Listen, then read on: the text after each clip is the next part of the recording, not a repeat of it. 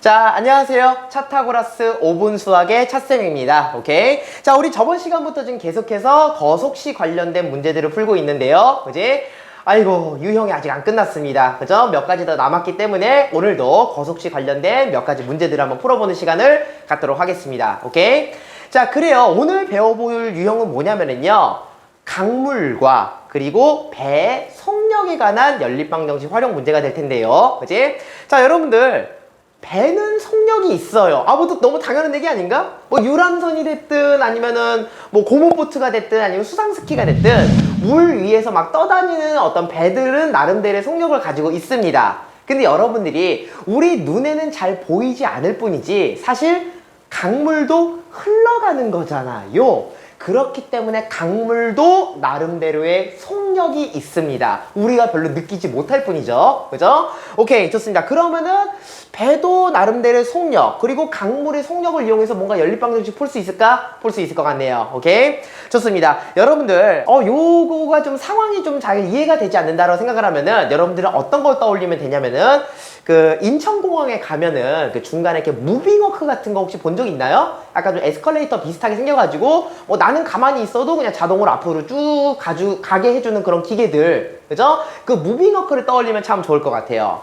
물론 그런 장난을 하면 안 되겠지만 여러분들은 다 어렸을 때 한 번씩 해봤을 거라 생각합니다. 무빙워크도 나름대로의 속도가 있죠. 무빙워크도 나름대로의 속도가 있는데 무빙워크랑 같은 방향으로 뛰어가면 어떻게 되니? 왠지 옆에 있는 사람보다 더 빨리 가는 듯한 느낌을 받지 않았니? 근데 그게 느낌이 아니에요. 실제로 더 빨리 가는 속도라니까? 그죠? 왜 그러냐? 내가 달리는 속도에 무빙워크가 같은 방향으로 가기 때문에 무빙워크의 속력이 더해질까 빼질까? 당연히 무빙워크의 속력에 도움을 받아서 버프를 받아서 더 빨리 달리게 되는 거겠죠. 무슨 말 되겠니? 자, 이번엔 반대로 무빙워크가 오는 방향에 반대로 뛴다고 생각합시다. 반대로 뛴다고 생각할게요. 그럼 어떻게 돼요? 옆에 있는 사람보다 나는 열심히 뛰고 있는데 잘 앞으로 안 가지죠. 뭔가 더 속도가 느려진 느낌이 들잖아요. 그건 왜 그럴까요? 나는 열심히 내 속력대로 열심히 뛰어가고 있는데 무빙워크가 반대로 오다 보니까 어때요? 속력이 더 느려질 수밖에 없지 않니? 나는 열심히 달려가고 있는데 무빙워크의 속력이 나를 방해하고 있는 거야. 그럼 이럴 때 내가 실제로 달리는 속도는 어떻게 돼야 돼요?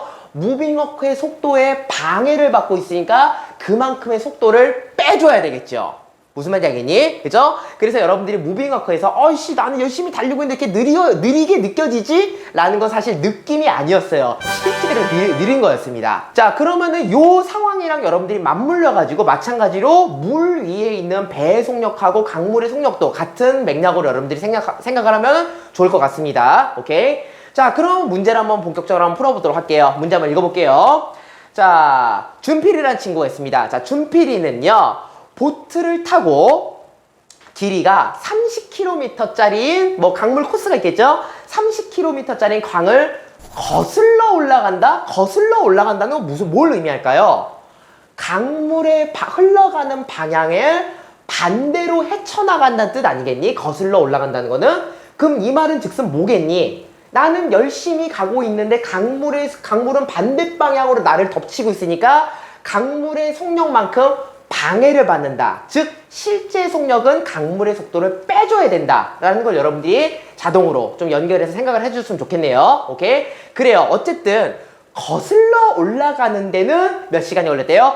3시간이 걸렸다고 합니다. 그죠? 그리고 또 이번엔 어떤 상황이냐? 그대로 강물을 타고 내려오는 데는 얼마나 걸렸대요? 1시간이 걸렸다고 하네요. 그죠?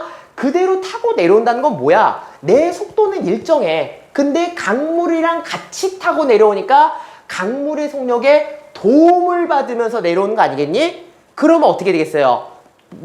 실제 나의 속도보다 훨씬 더 빠른 속도로 내려오겠죠. 그래서 1시간밖에 안 걸린 겁니다. 무슨 말인지 알겠니? 그죠? 좋습니다. 아이고, 1시간이 아니래요. 1시간 30분이라고 합니다. 눈이 침침해졌나, 그죠? 소리 집어쳐! 자, 내려오는 데는 1시간 30분이 걸렸다고 합니다. 어쨌든 더 훨씬 빠른 속도로 내려오게 되겠죠. 자, 이때 정지한 물에서의 보트, 배의 속력을 구하시오 라는 문제가 되겠네요. 선생님, 그 정지한 물이라는 게 뭔 말인가요? 말 그대로 물은 가만히 있는 상태에서 쉽게 얘기하면은 순수한 보트의 속력을 구하라는 의미가 되겠습니다. 무슨 말 되겠니? 그죠? 좋습니다. 자, 문제 마지막에서 대놓고 물어보고 있지요. 보트의 속력을 구하라 그랬으니까, 그죠? 보트의 속력을 시속 Xkm라고 미지수를 잡고 시작하면 되겠네요. 근데 그냥 보트의 속력이 아니라 어디에서의 속력? 정지한 물에서의, 그죠? 멈춰있는 정지한 물에서의 보트의 속력을 뭘로 잡는다? 시속 Xkm. 이렇게 우리가 미지수를 잡을 수 있겠네요. 됐니? 그죠? 자, 근데 지금 문제에서 직접적으로 물어보진 않았지만 보트의 속력을 X로 잡았다면은 이번에 또 뭐의 속력도 있다 그랬죠? 나름대로 강물의 속력도 있다 그랬잖아요. 그러면은 흘러가는 강물의 속력, 그죠? 그 흘러가는 강물의 속력을 시속 Ykm라고 잡으면 좋을 것 같습니다. 오케이? 좋습니다. 자, 그럼 이제 이 상태에서 한번 본격적으로 한번 식을 한번 세워보도록 할게요. 연립방정식이니까 식을 두 개를 세워야 되겠죠? 첫 번째 상황은 어떤 거였니? 강물을 거슬러 올라간다. 즉, 배의 속력이 강물의 속도에 방해를 받고 있는 상황이잖아요. 그죠? 근데 그 움직인 거리 자체는 몇 킬로미터? 30km로 마찬가지로 동일하게 되겠죠? 오케이? 좋습니다. 그러면은요, 요거는 첫 번째 식은 어떤 모양이 나와야 되겠느냐? 거리니까 마찬가지로 배의 속력 곱하기, 그쵸? 배의 움직인 시간을 곱했더니 총 거리 얼마? 30km의 거리를 거슬러 올라갔다. 이런 모양으로 우리는 첫 번째 식을 좀 세울 수가 있을 것 같습니다. 오케이? 좋습니다. 자, 그럼 거슬러 올라갈 때의 배의 시간은 몇 시간이라고 그랬니? 3시간이라고 그랬죠. 그럼 일단 3이라고 먼저 쓰면 되겠네요. 3시간. 자, 3 곱하기, 그 다음에 이번엔 속력을 따져봐야 되겠네요. 어떤 상황이었어요? 거슬러 올라간다. 강물의 속력에 방해를 받는 거니까 순수한 배의 속력에서 강물의 속력만큼 빼준 게 실제 속도가 되지 않겠니? 그죠? 그럼 실제 속도는 어떻게 된다? 원래 배의 속력에서 흘러가는 강물의 속력을 빼준 게 실제 속력이 되겠습니다. 됐니? 그래서 속력 곱하기 시간 해가지고 몇 킬로미터를 갔다? 강물 30km의 거리를 올라갔다. 첫 번째 식을 우리가 이렇게 세울 수가 있겠죠. 좋습니다. 자, 이번엔 두 번째 상황에 대한 식도 한번 세워볼 필요가 있겠네요. 두 번째 상황도 마찬가지로 똑같은 거리를 움직였다며. 그러면 뭐 거슬러 올라가든 다시 타고 내려오든 30km의 거리를 움직인 건 똑같아요. 그럼 마찬가지로 배의 속력 곱하기 배의 시간은 30이다. 라는 모양으로 두 번째 식을 또 세울 수가 있는데, 근데 이번엔 약간 다릅니다. 그죠? 어때요? 다시 타고 내려올 때는 몇 시간 몇 분이 걸렸대요? 1시간 30분이 걸렸다고 합니다. 자, 근데 우리는 요거를 시속이니까 시간 단위로 맞춰야죠. 1시간 30분은요 1과 60분의 30시간, 그죠? 그럼 1과 2분의 1이니까 가분수로 나타내면은 1시간 30분은 2분의 3시간이라고 바꿔야 되겠죠. 그죠? 이거 굉장히 중요한 겁니다. 그러면 타고 내려온 시간은 일단 2분의 3시간이 되겠죠. 오케이? 자, 이번에는요, 타고 내려왔을 때 속력을 한번 구해보도록 할게요. 아까도 얘기했었지만, 오리지널 보트의 속력이 있습니다. 근데 이번엔 어때요? 타고 내려오는 거니까 강물의 속력에 도움을 받는 상황이에요. 그러면 강물의 속도만큼 더해줘야 되지 않겠니? 그죠? 그게 바로 실제 속력이 되겠네요. 그렇다면 실제 속력은 어떻게 된다? 원래 보트의 속력에서 이번에는 강물의 속력에 도움을 받으니까 실제 속도는 더 빨라져가지고 시속 X 더하기 Ykm가 되겠죠. 됐니? 좋습니다. 자, 그러면은 속력 곱하기 시간 해서 총 거리 얼마? 30km의 거리를 이동했다. 이런 식으로 우리가 두 번째 식을 세울 수가 있겠네요. 오케이? 자, 그래서 거슬러 올라갈 때의 식, 그대로 타고 내려올 때의 식 두 개를 이용해서 이렇게 연립방정식을 세울 수가 있었습니다.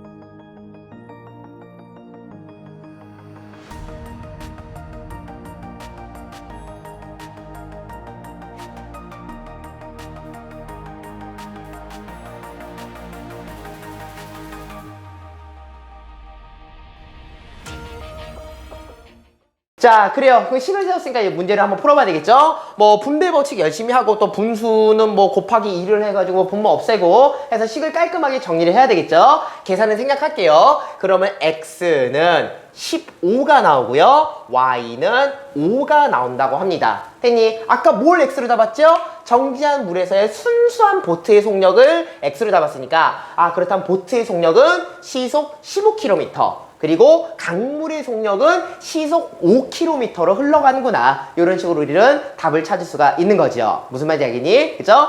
그래요. 그래서 여러분들, 뭐 강물 뭐 흘러가고 뭐 거슬러 올라가고 타고 내려오고 이런 것들이 헷갈리면 아까 선생님 뭐라 그랬어요? 무빙워크에서 우리가 어릴 적에 장난쳤던 거를 생각을 하면서, 그죠? 같은 방향으로 갈 때는 강물의 속력에 도움을 받는다. 반대 방향으로 갈 때는 강물의 속력에 방해를 받으니까 그 속력만큼 빼줘야 된다. 요것만 여러분들이 잘 생각을 해서 차분하게 식을 세우면은 생각보다 어렵지 않게 풀 수 있다고 선생님은 생각합니다. 오케이? 좋습니다. 자, 그럼 이번에 한번 다음 유형으로 한번 또 가보도록 할게요.